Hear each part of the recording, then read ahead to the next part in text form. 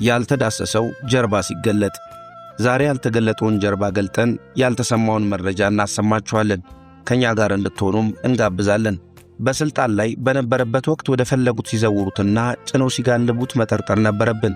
ለካስ በወያኔ የተጋለበው የራሱን ችግር ስላሉበት ኖሯል። ሰውየው ሸውዶናል። ሃይማኖተኛ መስሎም አጭበርብሮናል።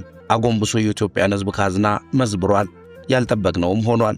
የቀድሞ ጠቅላይ ሚኒስትር ኃይለማርያም ደሳለኝ ለኢትዮጵያ ሕዝብ አልታመነም። ንጹሕ መስሎ ውስጡን ጭቃ በጭቃ ሆኗል። በቃኝ ያለው ለካስ ስልጣንን ብቻ አልነበረም፣ ሌላውን ሲሳይ እንጂ። ሲሳዩን አፍሶ ሲያበቃ ስልጣኑንም በቃኝ አለ። የበቃውን ልቡን ብቻ ነበር የሚያውቀው። ዛሬ መረጃው ከእጃችን ገብቷል።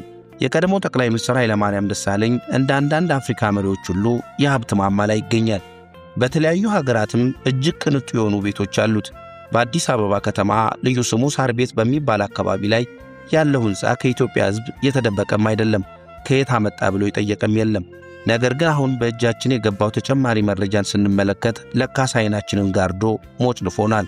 ለካስ ያመኑት ሲጋዳ ያክል የሚያስደነግጥ በአፍሪካ ከሚገኙ ቱጃሮች ደረጃ የሚቀመጥ ባለሀብት ነው።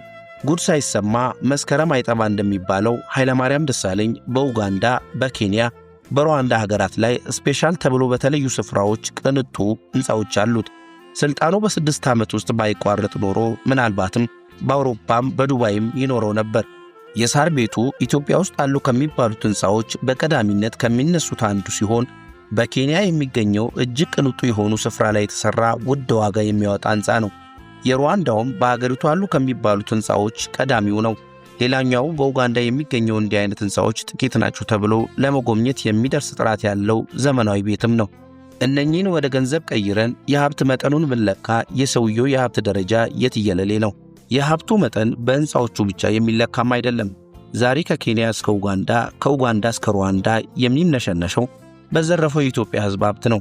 የሕንፃዎቹ እጅግ ቅንጡነት ደግሞ የዘረፈው በትንሹ እንዳልሆነ ግልጽ ያደርጋል። ኃይለማርያም ከወያኔ ጋር በፍቅር 6 ዓመት የቆየው ለካስ ለመስረቅ የሚተባበሩትን ስላገኘ ነው። አዋቂው የኢትዮጵያ ሕዝብ ሰው መሳይ በሸንጎ ያለው እንደ ቀድሞ ጠቅላይ ሚኒስትር ኃይለማርያም ያሉትን ሃይማኖተኛ መሳይ አጭበርባሪዎችን አይቶ ነው። ስልጣንን ተገን አድርጎ የራስን አገር ከመመዝበር በላይ ከባድ ወንጀል የለም። የሕዝብ ሀብት ዘርፎ እየተምነሸነሹ በሰላም መኖር አይቻልምና የኢትዮጵያ ሕዝብ ይህንን የበግ ለምድ የለበሰ ተኩላ ዘርፎ ከሀገር ያሸሸውን የሕዝብ ሀብት በሕግ ሊጠይቅ ይገባል። ይህ በዚህም አይቆምም። ገና እንገልጣለን። ያልታየውን እናሳያለን፣ ያልተሰማውንም እናሰማለን።